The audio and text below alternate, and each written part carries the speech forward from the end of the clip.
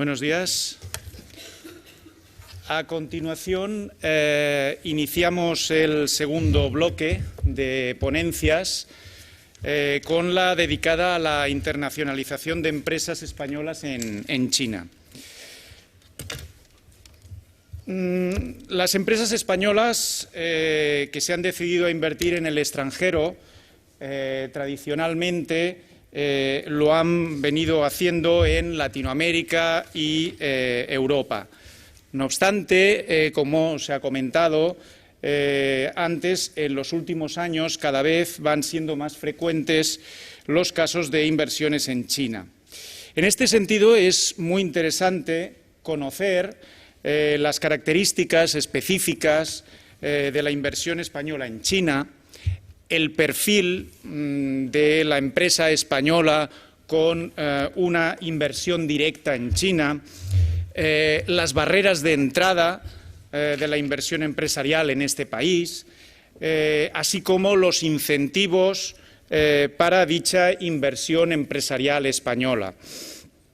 También es interesante analizar el cambio de tendencia, que también ha sido mencionado anteriormente, en la inversión extranjera en China, que ha pasado de la simple búsqueda de costes más baratos para producir en ese país y luego exportarlo a España o a otros mercados, ha pasado a la inversión en China para fabricar productos o prestar servicios para el mercado chino.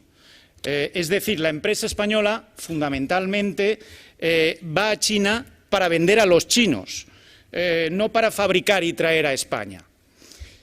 Esta tendencia se ha acentuado en los últimos años de crisis económica que ha provocado, como saben, una reducción drástica del mercado español, lo que obliga a las empresas españolas a buscar mercados alternativos. Ahora bien, cuando una empresa española se decide a invertir en China, es importante que conozca las formas de entrada en el mercado chino. Básicamente, si se utiliza una joint venture, es decir, un socio chino, o bien la empresa española tiene el 100% de la filial china, o sea, se produce una inversión íntegra de la empresa española. Otra cuestión importante, que también ha sido mencionada antes, que se ha dicho que hay muchas chinas, es el lugar concreto de China donde se va a instalar la empresa española. En las regiones de mayor peso económico, Pekín, Cantón, Shanghái, de mayor peso económico y de mayor competencia también, cosa que hay que tener en cuenta, o bien en otras zonas donde se pueden emprender negocios en una situación de menor competencia. También hemos visto que desde el punto de vista fiscal existen todas las zonas especiales y con los tratamientos diferenciados que hay que tener en cuenta a la hora de la planificación.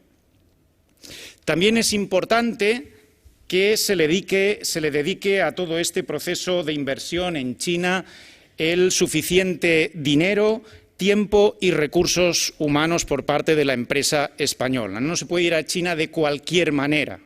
También es una idea que ha sido reiterada en las anteriores intervenciones. Es imprescindible planificar todo este proceso. La experiencia demuestra que suelen salir mejor las inversiones cuando la empresa española envía a alguien de la matriz española durante un tiempo a vivir a China para poner en marcha el proyecto. Esto suele dar mejores resultados que contratar a alguien en China para que dirija el proceso de inversión. En fin, yo no quiero extenderme más, ni pisarle, ni muchísimo menos los temas a nuestro ponente. Para hablarnos de todos estos temas contamos con la presencia de María Victoria Sánchez Rebull, que es doctora en Gestión de Empresas por la Universidad Rovira i Virgili en 2002, vinculada desde el año 91 al área de Economía Financiera y Contabilidad del Departamento de Gestión de Empresas de la Universitat Rovira i Virgili y actualmente profesora titular de esta universidad. Ha sido coordinadora del Máster de Contabilidad y Auditoría de Cuentas y del Máster de Gestión de Empresas Turísticas de la Universitat Rovira i Virgili y responsable académica del Máster Oficial en Dirección y Planificación de Turismo y Ocio de esta última universidad.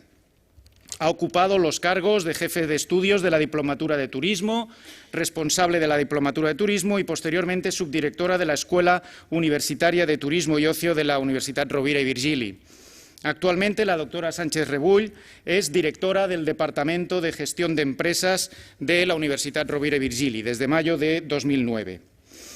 Es autora de diversas publicaciones y artículos en revistas indexadas nacionales e internacionales y ha presentado numerosas comunicaciones en congresos nacionales e internacionales sobre temas relacionados con la contabilidad de gestión, en especial adaptada al sector turístico, así como con la docencia universitaria y el espacio europeo de educación superior. Junto con otros profesores del Departamento de Gestión de Empresas de la Universitat Rovira i Virgili, que son asimismo investigadores del proyecto de investigación de análisis jurídico financiero de la inversión empresarial española en Asia y América Latina, de la Dirección General de Investigación y Gestión del Plan Nacional de I+D, la doctora Sánchez Rebull es coautora de los capítulos 13 y 14 del libro colectivo antes mencionado de aspectos jurídicos y financieros de la inversión empresarial española en China. Muchas gracias por participar en esta jornada y adelante. Muchas gracias. En primer lugar, agradecer a la UOC la oportunidad que nos ha brindado de poder estar aquí hoy con todos vosotros, aun siendo de una provincia que no es Barcelona y una ciudad que no es Barcelona, ¿no? La mía es Reus y estoy muy orgullosa de Reus, pero cuando sales de Reus, pues es como cuando sales de España y te vas a China un poco, ¿no? No es lo mismo, pero me entendéis. Bien, después de la charla tan intensa, tan interesante y para mí tan técnica y un poco menos afín que otras más específicas de empresa con las que estoy más habituada, que como ha sido la charla del doctor Ángel Urquizu, yo creo que la charla que os daré yo ahora, o las explicaciones que os daré ahora, vienen a reforzar las ideas que ya ha planteado mi compañero, porque supongo que entre los dos pues hemos trabajado un poco lo mismo, ¿no? No entraremos ya en algunas cuestiones que se han debatido fuertemente, pero sí deciros que España, pues en los últimos 30 años, ha ido creciendo significativamente en China en los últimos años su inversión directa en el extranjero, ¿no? No todas las experiencias españolas fuera de España y específicamente en China han sido un éxito, como es conocido por todos, algún caso muy espectacular, pero sí que la mayoría sí que han triunfado. Se abordarán, como decía mi compañero, algunas cuestiones relacionadas pues, con todo ello y con algunas barreras de entradas que nos han expuesto empresas que han estado y que están allá. El esquema que seguiremos, aunque me han pedido concreción y no sé si voy a conseguir resumir mucho, pero el esquema que seguiremos será primero comentaros quién estamos trabajando dentro de nuestro departamento para todo el proyecto en el que estamos inmersos y que dirige el doctor Urquizu. Después hablaremos de la evolución de la inversión directa extranjera española en China y cómo también China ha evolucionado en cuanto a este tipo de inversión. Entraremos en lo que genéricamente se ha estudiado, se ha hablado sobre cómo se internacionalizan las empresas y yo creo que lo que puede interesaros más es la opinión que tiene alguno de los muchos consultores que se dedican a asesorar y a preparar las empresas que quieren internacionalizarse, especialmente en China, y la opinión de 5 empresas que han tenido éxito en esta aventura, ¿no? Son muchos los consultores y escogimos uno por proximidad, por acceso, pero no con ello queremos decir que los demás no sean buenos, ¿no? Ya de entrada. Y sí que agradecemos la predisposición de ese consultor para atendernos y abrirnos sus puertas a nuestra entrevista. De igual modo, también agradecemos públicamente a las empresas, que después veréis cuáles son, que accedieron también muy amablemente a ser entrevistadas para nuestros propósitos de investigación. Y desde aquí lanzo también la llamada, ¿no?, a que si alguna empresa que está aquí ha tenido éxito en su internacionalización en China, pues que no dude, si quiere, en contactar con nosotros para que podamos también entrevistarles y recabar información, en ningún caso numérica, sobre su aventura. Entonces, en cuanto al equipo investigador que os comentaba, dentro de todo el grupo que forma los investigadores dirigidos por Ángel Urquizu, estamos dentro de nuestro departamento 5 profesores a tiempo completo, son los 5 de arriba, de diferentes ámbitos: contable, financiero y de organización de empresas, y hemos tenido a lo largo del tiempo 4 becarios que nos han ayudado a que este proyecto salga adelante. Entramos en lo que ya sería propiamente el contenido, comentando, para empezar, que China realmente está llena de muchísimos contrastes. Yo fui a China en el año 2000 y la verdad es que nunca me hubiera esperado encontrarme un aeropuerto tan ultramoderno como el de Beijing entonces. Es que ni por asomo, ¿no? Me pensaba que iba a una cultura muy diferente, que lo es, pero con un nivel de infraestructuras muy diferente del que realmente me encontré. Pero sí que hay contrastes muy fuertes en el ámbito de la producción, de la venta. Se nota claramente el tema de las falsificaciones, pero es algo con lo que tenemos que lidiar y que legalmente ya hay recursos suficientes, me consta, jurídicamente, para estar protegidos en este sentido el máximo posible, ¿no? En general, la inversión extranjera directa en China ha aumentado muchísimo en los últimos años. Vemos que es un mercado potencialmente muy grande y todas las empresas buscan poder vender al máximo en donde sea, ¿no? Digamos que el punto de partida muy claro a nivel de números, otra cosa es a nivel legal, que puede haber normativas que la apoyen, fue el 92 y desde entonces la tendencia ha sido continua al alza. Vemos que, si vemos gráficos, en el año 2008 hay una bajada bastante importante de inversión extranjera, quizá derivada de la publicación de estas normativas del 2007 que comentaba Ángel Urquizu, quizá, pero vemos muy claramente que la caída proviene especialmente de Estados Unidos. Por países de origen, si es que tomamos Hong Kong como un país, vemos que la inversión extranjera directa en China más fuerte, según datos, como veis aquí, sería la que proviene de Hong Kong, después países afines y asiáticos cercanos, pero Estados Unidos a continuación, Corea del Sur, Reino Unido, Alemania, etc. Si quitamos Hong Kong, obviamente nos quedamos con el resto, pero de una manera bastante más equilibrada de lo que se veía en el caso anterior. ¿Vale? En cuanto a España, porque una cosa es China, la otra es España, como lo vemos desde aquí, se ha comentado que en el año 60 pues, teníamos un plan de estabilización en el que se empezaron a regular entradas y salidas, cosa que no habíamos tenido antes. Veis que teníamos un 1% de toda la inversión directa extranjera mundial en los años 70, y que digamos que hace 4 días solo hemos conseguido llegar al 3,2. Evidentemente somos un país pequeño en comparación con todo el mundo, pero el aumento no ha sido muy significativo. El principal destino inicial de toda la inversión directa extranjera de las empresas fue Europa, obviamente por proximidad y por alguna afinidad cultural con algunos países más próximos. Posteriormente, hacia el año 97 o así, se despierta como principal destino ya de nuestra IDE, a partir de ahora IDE, en Latinoamérica, ya añadiendo no tanto la proximidad, sino factores idiomáticos e incluso culturales que nos facilitan muchísimo el acercamiento a estos países. O sea, que no es solo China la que se ha dado cuenta que Latinoamérica interesa, sino que España ya se dio cuenta también hace tiempo. Y más recientemente, España se ha dedicado a países emergentes, desarrollados, entre los cuales ya encontraríamos China. Si miramos cómo está la IDE española, en base a datos de Data Index, vemos que Asia y Oceanía en el año 2011 tampoco es que esté en primer lugar, ¿no? Y dentro de Asia y Oceanía tendríamos a China como el país objeto de nuestra jornada de hoy. Obviamente Europa sigue estando en primer lugar como importe en miles de euros, con 16.000 millones de euros, en Latinoamérica ya nos vamos a 6.000 millones de euros y así iríamos bajando.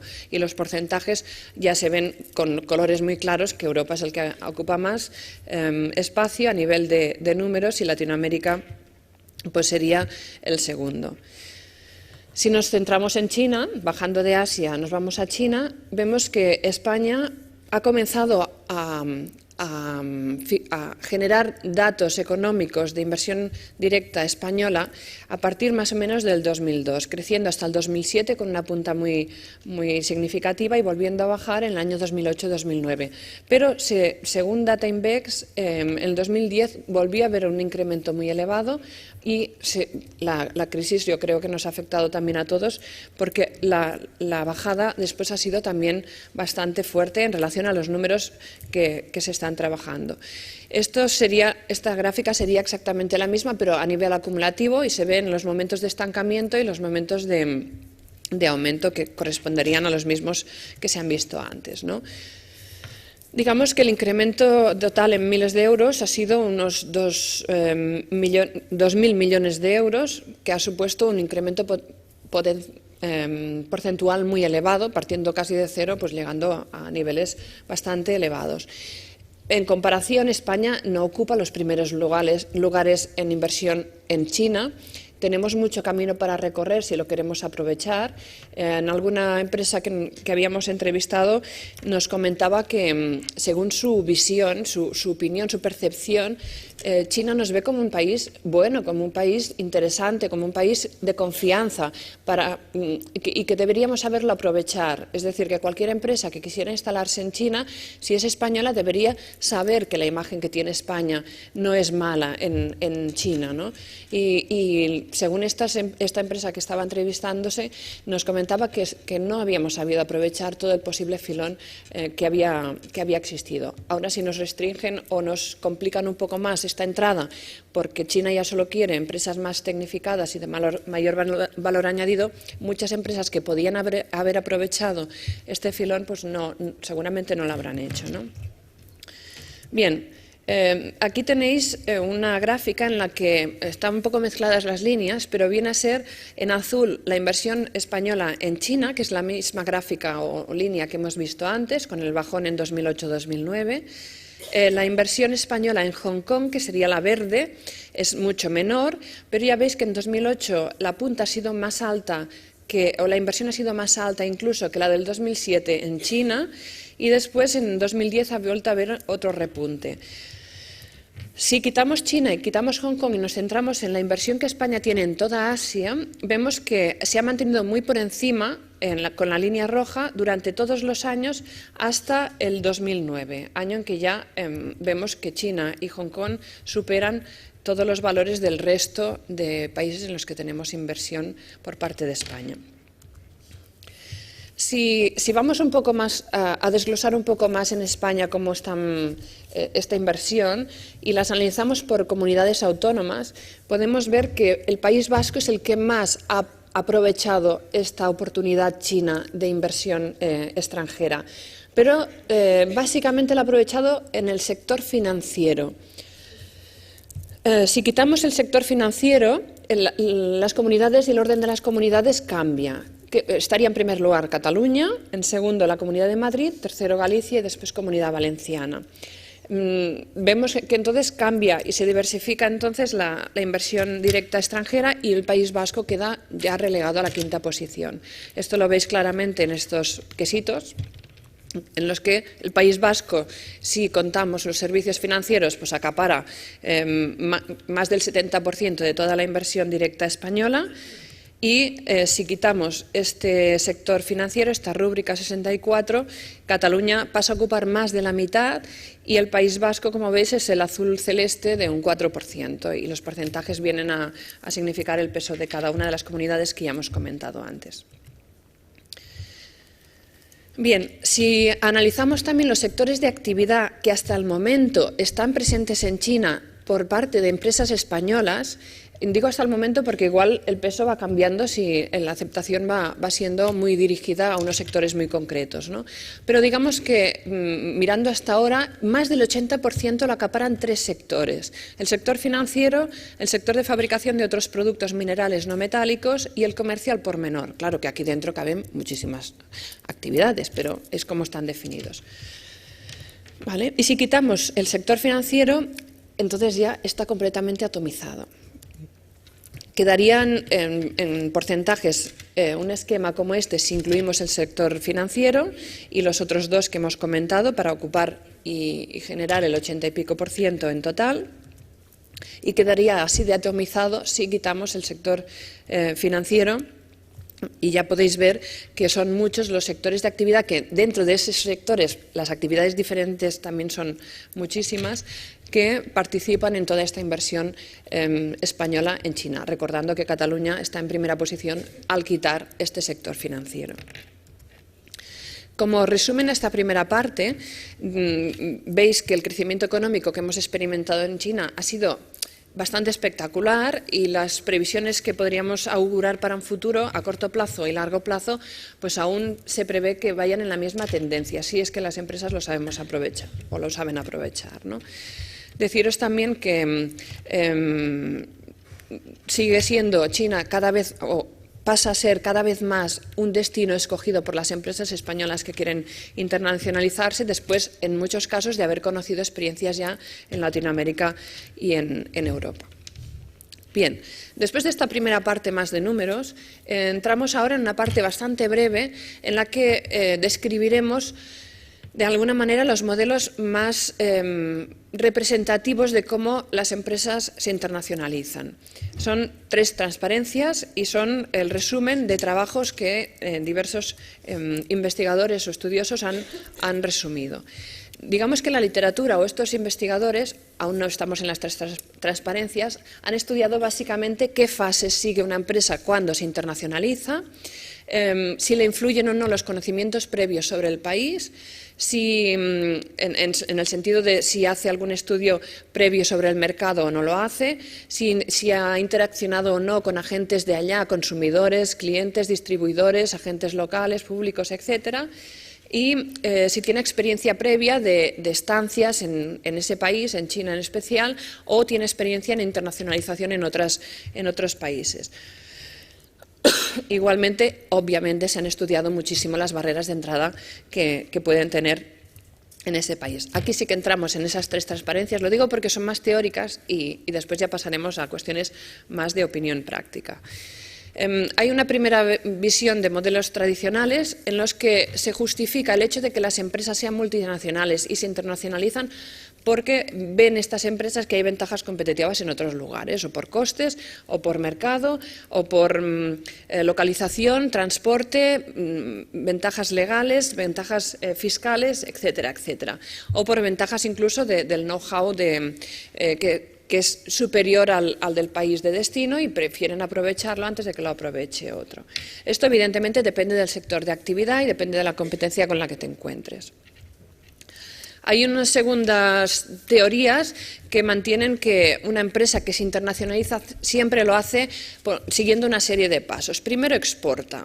Es el primer paso. Después de exportar, intensifica estas exportaciones, obviamente, y contacta con algún representante del país de destino. Después, tiene alguna filial comercial para facilitar esta distribución y, finalmente, cuando ya podemos hablar básicamente de una IDE, sería cuando establece una unidad productiva en el país de destino. Obviamente, evidentemente, la empresa escogerá siempre el destino que le facilite mejor las cosas, que tenga menos barreras de entrada, o bien irá muy bien acompañada, bien asesorada para evitar que estas barreras de entrada le signifiquen mucho problema. La lengua y la cultura son las barreras que más argumentan las empresas que hemos entrevistado, porque entiendo que han ido bien asesoradas jurídicamente y con buenos estudios de mercado, porque si tampoco tuvieran esta parte, evidentemente sería otra barrera de entrada. Se considera que la exportación o la inversión en el extranjero, la internacionalización, no deja de ser una innovación de la empresa. Es un proceso nuevo que hay que considerarlo como tal. Unos se atreven y otros no se atreven, ¿no? Y también podríamos equiparar todo este proceso de internacionalización al ciclo de vida de un producto, ¿no? Primero decidimos, creamos el producto, por lo tanto creamos esta exportación y creamos esta internacionalización, crecemos, llega un momento en que hay tantos competidores como tú y llega un momento de estancamiento, de madurez y puede llegar un momento también de declive. Y añadiendo algunas aportaciones más sobre lo que hemos comentado, podríamos comentar o podríamos repetir lo que ya se ha dicho en cuanto a figuras contractuales o figuras de entrada, distintas estrategias de entrada que pueden seguir las empresas, pero como ya lo hemos comentado antes, pues tampoco no vamos a entrar.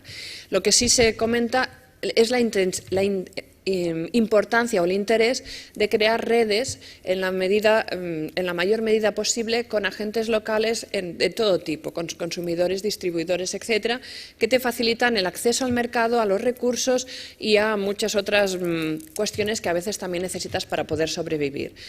Y por último, podemos enunciar el nombre de Born Global, junto con otros nombres que también recibirían este tipo de empresas que ya no nacen en un país, sino que nacen desde un punto de vista internacional ya de entrada. Normalmente son empresas que su perspectiva ya es de ámbito mundial y que suelen ser pequeñas y medianas empresas con una estrategia muy clara de diferenciación, con un nicho muy claro de mercado, ¿no? Bien, os había prometido que eran 3 y realmente son 3. Y ahora entraríamos en lo que a mí me gusta más, porque cuando nos planteamos trabajar en el proyecto del doctor Urquizu, desde nuestro punto de vista, desde el punto de vista de empresa, la verdad es que lo que nos interesaba más es tener la visión de las empresas. Y cuando queríamos contactar con las empresas para que nos dieran su experiencia, nos informaran de su experiencia, pensamos que también era interesante y empezamos por este otro camino, contactar con algún consultor que nos diera su experiencia, la que nos pudiera explicar, evidentemente, sobre cómo veía el proceso de internacionalización de las empresas españolas, especialmente en China. Hay muchos consultores que se dedican a asesorar bien a empresas que se internacionalizan en China. Aquí os he puesto algunas, pero con ninguna intención de que sea una lista cerrada. Por lo tanto, si alguno de vosotros no se ve representado y sois de alguna consultora, que no se lo tome mal, porque no ha sido la intención recogerlas todas en absoluto. Nosotros nos quedamos con Garrigues, por acceso, por facilidad de acceso, ¿vale? Creíamos que era una empresa, una importante firma de abogados que ha asesorado aproximadamente un 25% de las empresas que están españolas en China y que además tenía su despliegue en todo el mundo y especialmente tenía una oficina en Shanghái, ¿vale? Por este motivo nos quedamos con Garrigues. Y nos accedieron a la entrevista, al cuestionario que nosotros teníamos preparado y nos comentaron algunas cuestiones que no son todas las que expondremos aquí, pero sí que en el capítulo del libro se expone bastante detalladamente toda la entrevista. Digamos que abrieron la oficina de Shanghái con 3 abogados y en estos momentos tienen 20. Y nos comentaron que la plantilla básicamente pertenece al país de destino, básicamente es China, es plantilla china porque conocen el mercado, conocen mejor la regulación y los aspectos jurídicos con los que se van a encontrar las empresas cuando vayan allá. ¿Vale? Esto coincide con algunas otras empresas que también han acabado contratando personal chino por conocimiento mejor del mercado, ¿no? Nos plantearon evidentemente su visión clara de que una empresa no podía quedarse en España en un momento de crisis, en el momento en el que las ventas habían perjudicado en gran medida muchas empresas españolas y se veía la necesidad de abrir puertas afuera a todas las empresas que no lo hubieran hecho, ¿no? O sea que parece que existe una obligación de buscar mercados alternativos y evidentemente las empresas que buscan una inversión en China pues buscan mercado. Pero la decisión de irse fuera no puede ser solo porque hay crisis en España, tiene que ser una decisión muy estudiada, con un estudio de mercado no necesariamente legal, sino más bien desde un punto de vista de marketing, de conocimiento de los competidores que va a haber en ese mercado, del producto que se está ofreciendo, de los consumos que se están produciendo en ese país, etcétera, etcétera. No se puede ir sin recursos. Si alguna empresa piensa, voy a montar algo allí, envío a alguien y después me lo traigo para allá y que vaya funcionando, así no van las cosas, hay que controlarlo muy bien y mantener esa empresa allá.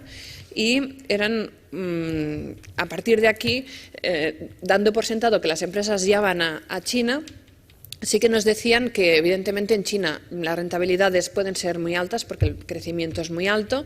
No a todas las empresas les va bien, pero es de esperar que vaya mejor a las empresas españolas allá si los crecimientos son de un 10, de un 15, de un 20%, que en otros sitios donde no hay este crecimiento, ¿no? Digamos que hay espacio para casi todo el mundo. No solo en China, hay otros países emergentes, hay BRICS y hay Corea, India, que también son destinos interesantes. Ahora bien, comentabais antes el número de millones de habitantes que hay en China, entonces solo por eso ya se hace bastante más interesante. Normalmente no suele ser China el primer país de destino. Hemos comentado que Latinoamérica suele serlo antes que China y Europa, pues por proximidad también, ¿no? Pues China es un país muy complejo y muy diferente y no facilitan mucho las cosas el hecho de que las culturas no sean las mismas, las de aquí y las de allá, ¿no? Por lo tanto, analicemos bien qué competencia tenemos, qué competencia vamos a encontrarnos, no solo China, sino extranjera también, y además elijamos una correcta localización. Cuando preparaba yo estas transparencias no conocía el nombre exacto de zonas especiales económicas, ¿no? Pues ahora os añado esta idea que ya nos la han comentado previamente, pero sí deciros que normalmente las empresas que han ido a China en los años anteriores siempre se situaban básicamente en Beijing, en Shanghai y en Guangzhou o Cantón, ¿no? Por proximidad al mar seguramente, por proximidades y logísticas de infraestructuras mejores. Pero ya veis que China es muy grande, es que realmente es muy grande. Entonces nos comentaban también que lo ideal sería poder vender en toda China. Si es que Chupa Chups ya intentó vender en toda China un Chupa Chup a cada niño, pero claro, lo más fácil de copiar es un Chupa Chup y al final si no estás muy bien preparado, por mucha inversión que hagas, pues te tienes que volver, ¿no? Si te copian enseguida. Las ciudades de primer nivel, estas ciudades que comentábamos, que tienen muchísimos millones de habitantes, están en muchos casos saturadas y algunas de las empresas que hemos entrevistado nos decían que no pasa nada por intentar buscar ciudades de interior, ciudades de segundo o tercer nivel. Garrigues en esto coincidía y recuerdo que Torres, el grupo Torres, decía, es que claro, tú vas con una caja de vino a venderla a La Mancha y te puedes pasar una semana y no acabas vendiendo una caja de vino o al final la acabas vendiendo, pero es que te vas a China, no te vas a Pekín, a Shanghai y a Guangzhou, sino que te vas a cualquier otra ciudad de 2 millones de habitantes y es mucho más sencillo poder conseguir vender una caja de botellas o mucho más, ¿no? Entonces, ¿dónde tienes que hacer más esfuerzos de mercado, de comerciales? Pues en un lado que en otro. La situación basada en beneficios fiscales, basada en competidores, basada en los requisitos o las características que queráis, pues tiene que ser algo muy, muy pensado. Y además es que no vas solo, hay ya europeos instalados, hay ya norteamericanos instalados y ya hay muchas empresas chinas que saben hacer las cosas muy bien. Entonces ya no eres tú solo que piensas es mi producto y lo voy a vender muy bien. Aparte de hacer algo igual o mejor que las demás, que ya es difícil, además tiene que ser algo que los chinos quieran comprar, ¿vale?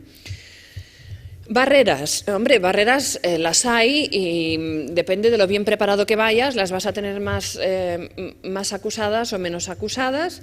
Es un mercado bastante complicado y requiere pues mucho control, ¿no? Nos comentaba también una empresa que tienes problemas con todo. Para lanzar un producto, ¿cuándo lo lanzas? Bueno, si estás trabajando con un socio chino, igual tiene que consultar con todo el perdón del mundo, un horóscopo chino para ver qué día es el más adecuado, ¿no? Si quieres lanzarlo, ¿Dónde lo lanzas? ¿Qué estrategias sigues? Etcétera, etcétera, ¿no? Aparte de todas las cuestiones culturales y legales que pueda haber, ¿no? El conocimiento de la cultura china suele ser una barrera de entrada, pero por otro lado nos comentaba Garrigues que no es el problema principal, que mejor que envíes a alguien de aquí que conozca tu empresa, el funcionamiento de tu empresa, la filosofía de tu empresa, tanto en España como cuando se internacionaliza, y la envíes a China, que ya se adaptará y ya le enseñarán cómo adaptarse, que no que sea alguien que solo conozca China y no conozca tu empresa. Si además, evidentemente, conoce tu empresa y conoce China, pues mucho mejor, ¿no? Pero que es mejor tener la experiencia, como os decía, de la empresa. Otra cuestión que comentamos bastante rato, durante bastante tiempo con Garrigues, fue el tema de los socios chinos, como una de las opciones de entrada para una empresa que se internacionaliza y es española y va allá, ¿no? Trabajar con un socio chino tiene sus partes positivas, sus ventajas, pero también es obviamente complicado. Complicado porque no le puedes dejar solo, tienes que controlarlo, hacerle un seguimiento, o vas periódicamente o estás allá también. Y por otro lado, ya no, sobre todo en todos los sectores, es necesario tener un socio chino para funcionar en China. Recuerdo también una de las empresas que entrevistamos que nos decía que los ritmos de trabajar con un socio chino pues no son los mismos y que aquí, por ejemplo, nos planteamos en una reunión intentar diseñar un nuevo producto y quedamos para la siguiente reunión a ver qué ideas hay. Y entonces quedamos para otra reunión la semana siguiente a ver quién ha traído ideas. Y quedamos para la otra semana siguiente para escoger alguna idea. Y la otra semana siguiente para decidir, a partir de esa idea, qué planificación hacemos para desarrollar ese producto. Y así vamos haciendo hasta que llegamos al día que tenemos los moldes. Entonces nos comentaba una empresa, Simón en concreto, dice, hablas con un socio chino y le dices que quieres lanzar un nuevo producto, un nuevo interruptor, un nuevo no sé qué. La siguiente reunión tienes los moldes allí. Si al día siguiente quieres empezar a trabajar y a producir miles y miles de unidades, se puede hacer. Y claro, con un socio chino podrás discutirte por un montón de cosas, podrás discutirte incluso por un pequeño bolígrafo porque te están haciendo la pirula continuamente, pero son capaces de construirte una casa en un día, ¿no? Entonces hay que valorar y poner las cosas en su justa medida. Me comentaba también esta empresa que nuestra cultura es muy diferente a la de allá, hasta el punto de que conseguir trabajar con un socio chino les fue tan fácil o tan difícil como contactar con alguien y esperar a que ese alguien decidiera. Y esa decisión no fue hasta que una noche ese socio soñó con que Buda le recomendaba trabajar con nuestra empresa española. Claro, hay que partir realmente de cero y olvidarnos completamente de nuestra manera de funcionar de aquí, porque somos diferentes. O sea, no me gusta decir, allá son diferentes, es que nosotros somos diferentes también, ¿no? O sea, bien, en relación a si habría un perfil de empresa claro que fuera la mejor para irse a China, o un tamaño claro, un sector claro, bueno, ahora si nos ayudan más en unos tipos de sectores que en otros, pues ya podemos perfilar un poco más, pero realmente no hay una receta mágica, depende de la actitud, depende de qué queramos invertir, los recursos que queramos poner. Cualquier tipo de empresa puede haber tenido éxito en China, empresas familiares, empresas tecnológicas, empresas de producción pequeñas, cotizadas en IBEX, con facturaciones tremendas, da igual. La cuestión es ir bien asesorado, encontrar un nicho de mercado y localizarse geográficamente en una buena zona.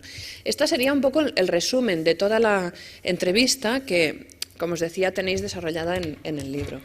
Pero, claro, una cosa es lo que digan los consultores, pero la otra es lo que han vivido las empresas. ¿Me escuchabais antes? Sí, ¿no? Es que cuando me acerco me oigo mucho más.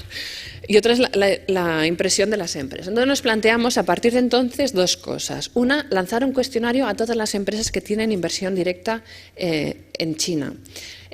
Lo lanzamos la semana pasada, o sea que es posible que si sois de alguna empresa que tiene inversión directa española en China, hayáis recibido un cuestionario en alguno de vuestros departamentos, porque buscamos el email de contacto y os pediríamos que si podéis nos la contestéis, evidentemente, ¿no? Pero la otra vía de recabar información fue de entrevista directa. De momento Hemos hecho estas 5 entrevistas, pero tenemos más en marcha y, de nuevo, pues os abro las puertas a que podamos contactar. Borges, no sé si la conocéis, es una empresa dedicada a frutos secos, que es de Reus, pero tiene muchos reconocimientos meritorios y notorios. Reus, al lado de Tarragona. Muchos reconocimientos meritorios por la internacionalización que ha hecho en muchísimos países. Simón, que se dedica a sistemas eléctricos de todo tipo. Como veis, son empresas de casi un siglo, ambas. El Grupo Torres, que yo creo que es conocido también por todos, también tiene más de 100 años, se dedica al sector vitivinícola. Esteve, que es empresa farmacéutica también de tradición de muchísimos años. Y Mango, a pesar de que Inditex pues también era una empresa que teníamos en mente, pero nos fue más fácil acceder a Mango. A veces es por facilidad de acceso. Todas ellas, excepto Borges, nos las recomendó como casos de éxito Garrigues. Fue por eso que nos dirigimos a ellas. Y Borges la cogimos no porque era de Reus, sino porque, evidentemente, también cuenta como una de las empresas de muchísimo éxito. Veis el año de creación, veis el año de entrada en China. Algunas llevan muchísimo tiempo. Esteve, en concreto, veréis que las reflexiones que hace van en la línea de que ahora todo es diferente, no serviría mucho mi experiencia, yo no hice un estudio de mercado porque realmente en aquel momento no hacía falta, nos fue muy fácil, trabajamos con un socio y en aquel momento nos fue muy bien, etcétera, etcétera.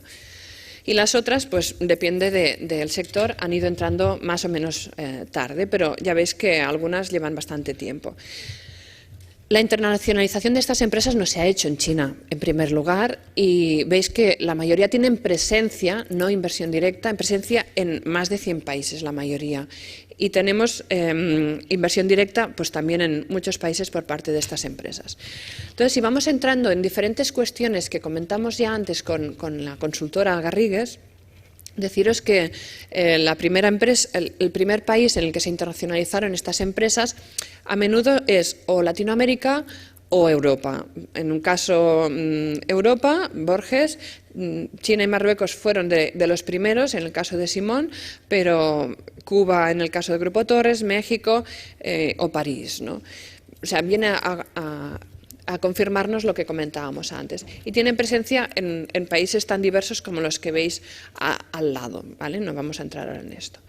¿Quién decide ir a China? Yo creo que esta es una pregunta muy general, muy genérica, que no se contesta por parte de todas las empresas de la misma manera. En unos casos surge la opción de irse a China porque conocen a un socio, porque contactan con ellos. En otros casos porque ven que hay posibilidades de mercado y deciden apostar por allí. Y en unos casos lo decide el director general, en otros casos el director más de aprovisionamiento logístico, direcciones técnicas, etcétera, como iniciativa. O sea que no hay una estándar en este sentido. Ahora bien, ¿por qué se van a China? La verdad es que con nuestro desconocimiento nos pensábamos que China era un país al que acudían las empresas para fabricar con costes baratos. Yo es que me dedico a costes y a mí quizá por eso pues tenía más debilidad por este tema. Pero no, realmente ha habido un cambio de paradigma, sí que hay empresas que producen a costes más económicos, pero el objetivo es el mercado tan enorme que hay allá, ¿no? Según Simón, por ejemplo, vivir encerrado en un país es malo, y antes ha salido este tema. No nos podemos quedar en España porque no ves lo que pasa afuera y no ves qué repercusiones puede haber los movimientos que haya en el extranjero. En el caso de Esteve, el tema de las materias primas y la importancia que tenían estas materias y el acceso a estas materias primas les fue muy importante, o sea, les fue un detonante para tomar esta decisión de irse allá, ¿no? Pero la mayoría por mercado. La mayoría conocían China antes, en algún caso no, porque bueno, puede haber casos de arriesgarse y a ver qué pasa, pero la mayoría habían estado antes y conocían realmente el mercado. Todos hacen estudios de mercado, excepto, como os decía, Simón, porque consideraron que bueno, en el momento en que se internacionalizaron no hacía falta, era otra situación, etcétera. Competidores de su sector en China siempre hay, muchos. A veces no hay ningún español, pero normalmente, aparte de españoles, te encuentras competidores de todos los países, o de muchos países. Las personas que envían a China no siempre reciben una formación específica de China, a veces porque no la hay, según nos comentaban empresas. Por lo tanto, quien se dedique a consultoría puede pensar que es un nicho de mercado, preparar una buena formación para empresas, y las universidades también hacen pues, sus ofertas formativas también en este sentido. Pero según la empresa no era exactamente lo que esperaban, ¿no? Pero normalmente dicen que no se hace formación, que la formación se hace allí, que la persona que va tiene que conocer la empresa y con esa formación ya funciona, y una vez allá las personas de acogida ya te preparan para lo que viene, ¿no? Teníamos como curiosidad preguntar si los expatriados, aparte de las cuestiones fiscales, jurídicas, etcétera, de IRPFs que has comentado antes, pues si era un castigo o era realmente una promoción, y nadie se atrevió a decirnos que era ningún castigo. Normalmente es como una joya de la corona, donde hay mucho mercado, y a un comercial que le envías a China, aparte de las complicaciones que pueda tener al principio, va a tener muchas posibilidades de éxito. Otra cosa es que aguante mucho tiempo, porque nuestra cultura pues no es la misma y hay que estar muy bien preparados. Es mejor no pensar cuándo vas a volver, cuando te vas para allá, ¿no? En cuanto a barreras de entrada, esperábamos que todas las empresas nos dijeran barreras jurídicas, legales, políticas, porque era lo que más o menos habíamos ido leyendo, y casi todas decían temas culturales y temas idiomáticos. Por lo tanto, es algo a tener en cuenta, ¿no? La experiencia de trabajar con un socio chino la tenían casi todos. En algunos casos habían estado bien satisfechos y en otros habían encontrado inconvenientes muy importantes, como algunos que comentábamos antes, ¿no? Pero realmente no siempre, o sea, la mayoría de veces ha sido buena la experiencia, y en algunos casos, como os comentaba aquí Grupo Torres, pues la experiencia fue mala. Es fácil copiar algún producto, no es malo que te copien porque eso quiere decir que hay mercado para tu producto y que interesa, pero realmente pues te pueden hundir tu producción. La primera instalación de estas empresas fue en Shanghai, Pekín, lo que estaba más o menos previsto. Shanghai realmente es una ciudad enorme, cosmopolita, impresionante, y no sé si decir que es como Barcelona, pero realmente te sorprendes de cómo están, ¿no? Y de todas maneras sí que, aunque no esté recogido aquí, la recomendación de empezar a buscar otras zonas por temas fiscales o por temas de evitar competencia salía en todas las empresas. Planteábamos también a las empresas si se habían planteado salir de algún país en el que estuvieran internacionalizados. Es decir, bueno, vale, ahora habéis apostado por China, pero estáis ya en Chile o en Argentina. ¿Habéis querido salir alguna vez? Y algunas sí que nos dijeron que se habían planteado salir, por ejemplo, de Australia. Borges nos comentaba, es que para cada 3 clientes hay 3 empresas competidoras tuyas, 3 productos para venderles. Hay muchísima marca blanca, mucha producción local. La competencia ha aumentado muchísimo. Entonces es mucho más difícil, es un mercado más maduro. En otros casos por inestabilidad política o inestabilidad legal. Argentina, por ejemplo, es uno de los países con dificultades de estar tranquilo en cuanto a... Esto nos lo decían el año pasado, después vino lo de Repsol, de PF, pero en aquel momento ya nos auguraban la posibilidad de que se tuvieran que ir. Igualmente como en Perú. Y son cuestiones, la inestabilidad política y jurídica, que aunque no se mencionan como barreras de entrada, al final son los condicionantes para soportar en un país.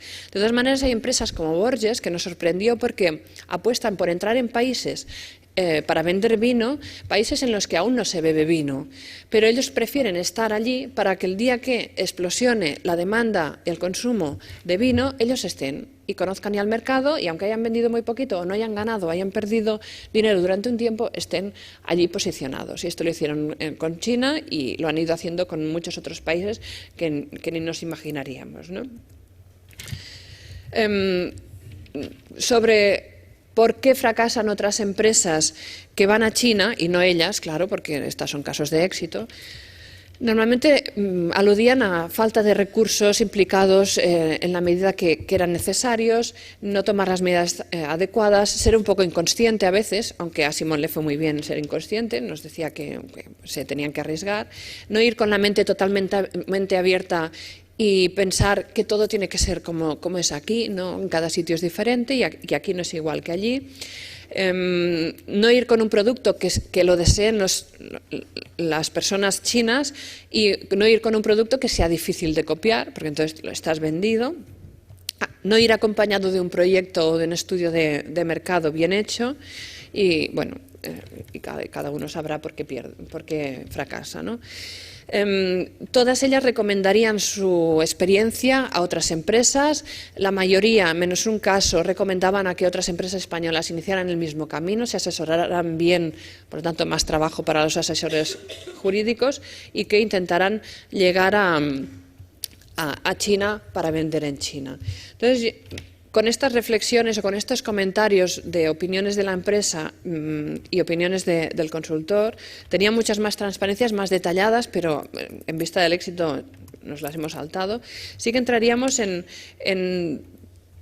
3 transparencias finales, de conclusiones finales o reflexiones finales, un poco resumen de lo que hemos comentado y un poco reflexiones también de alguna de las empresas entrevistadas.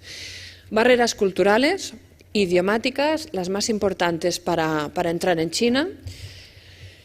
Necesidad de conocer el mercado al máximo y necesidad de conocer a nuestros competidores también. Partir de cero, olvidando cualquier estereotipo que tengamos aquí, pero cualquier. Nos comentaba la empresa Simón, decía, es que para nosotros los niños son muy importantes en un divorcio realmente. Los padres se pelean por los niños, pero allí le pones dinero delante, dólares delante, euros delante, para ellos su máximo exponente es eso, da igual los niños es una carga, ¿no? Igual estoy generalizando y es solo una opinión de una de las empresas que ha vivido allí y igual pues aquí hay muchas personas de China y dirían no, que esto no es verdad o esto era antes o esto es según en qué sitio y no es así en todas partes. O sea que disculpadme si con este comentario pues no acertamos del todo, ¿no? Se denota claramente de las entrevistas y las experiencias de las empresas que no hay compromiso por parte de un socio chino. Es muy fácil que haya copia. Trabajan mucho por intuición o por, si me permitís la palabra, superstición también en algunos casos y tienen pues estas cosas, ¿no? Como yo cuando fui a China hace 12 años, pues me decían, es que si entras en una tienda y eres la primera que entra en una tienda, tienes que comprar, porque si no aquella persona va a pensar que todo el día le va a ir mal si tú no has comprado, ¿no? Decía, pero yo quiero mirar 3 tiendas antes de comprar, a mí me da igual si es que no le va a ir mal por eso, ¿no? Pero esto lo vas añadiendo a otras cuestiones diferentes a las que nosotros vivimos y su manera de pensar pues no es la misma. Aparte de que el regateo, no sé, a nivel de empresa si es lo mismo, hay que dejarlo muy cerrado, pero a nivel particular pues es de la orden del día. Entonces, las últimas 2 diapositivas como reflexiones tanto de Mango como de... Bueno, al final pues no he puesto la otra. De Mango serían estas 3. Consejos que recibieron de una persona que había vivido allí muchos años y que había trabajado también en empresas de allá. Quien quiera vivir en China tiene que ser para aspirar a lo más, a aspirar a vender lo más y a ser una empresa muy grande, ¿no? Porque si no, como hay muchas empresas pequeñas que saben tanto o más que nosotros y trabajan tanto o igual o mejor que nosotros, se la van a comer, ¿no? Hay que intentar ir con unas aspiraciones tremendas. No se puede abrir en China algo y volver y querer controlarlo desde aquí. Tienes que controlarlo desde allá. Si no, se te comerán también. Y tienes que comprender y que entender y que partir de la base de que no vas a entender su cultura así como así porque no eres chino, como decía el doctor Urquizu. Por lo tanto, tienes que adaptarte allá. Tú estás diciendo una cosa y esperas una respuesta. No te contestan lo que tú esperas, pero no es porque ellos te quieran rebatir y te quieran negociar. Es que igual no te han entendido lo que tú les estabas planteando. Entonces, es muy importante también insistir y es intentar dejar lo más claro posible cualquier tema de negociación en la que tú quieras concretar al máximo todas estas cuestiones. Ahora bien, a partir de aquí, ¿vale la pena irnos a China? Yo creo que con todo lo que hemos visto sí que vale la pena irnos a China. Y como anécdota, cuando estuve en China me comentaron el guía que nos atendió en Beijing. Después hicimos Xi'an, Shanghái, Wenzhou, Huilin y Hong Kong. Pero en China me gustó muchísimo porque era un catedrático de universidad de español en China y nos dijo que lo primero que hacía una persona china, hombre, yo creo que cuando se levanta de la cama no, pero cuando sale en la calle sí, es mirar al cielo. Y tampoco sé si lo hacen todos, pero me hizo mucha gracia el comentario, ¿no? Y le dijimos, ¿y por qué miran al cielo, no? Y por si tienen que coger el paraguas. No, no es por eso, sino porque la naturaleza es tan enorme y tan grande y tan maravillosa al lado de cualquier persona que mirar al cielo te hace ver que no eres nadie, que bueno, eres uno más de muchísimos que están contigo y que mañana no estarán, pero que el cielo seguirá estando allí y la naturaleza es muy bonita. Me gustó muchísimo y os lo he querido comentar así. Muchas gracias por vuestra atención y cualquier cosa la comentamos creo que al final de las dos intervenciones.